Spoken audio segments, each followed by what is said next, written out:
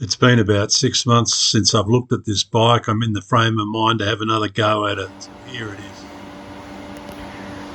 This is my green Koorlong bike that I've restored with many previous episodes.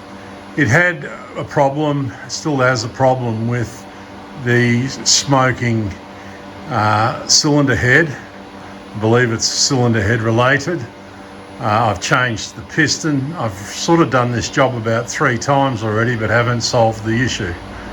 Now, this time my approach was just get it out the back of the truck, take the wheels off, work your way around methodically and taking all the plastic off. This time I took the bumper off, the bash plate off the front to get to the bumper bolts, and I've spent around 2 hours stripping it to this level. I put the front part bolts for bodywork in one ice cream container and all the rear ones in another one. So everything's sort of out of the way for me to get to the cylinder head.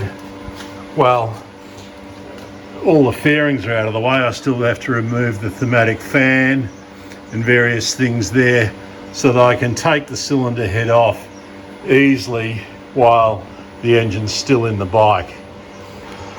This is 2 largely unedited clips. A few more pieces out of the way, the footrest, release the rear brake pedal. I've taken the bolt out that holds the front of the motor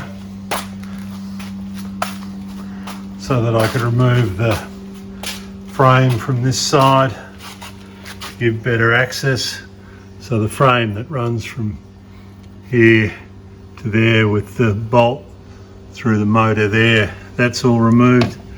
The pedal's just still connected. I'll just get that up out of the way. I think I'm going to remove the exhaust pipe, some of this fairing here, back to the join back there to get that out of the way. It might even involve taking the pull starter off, but making progress. So part 2 tomorrow. Get out to your shed and have some fun.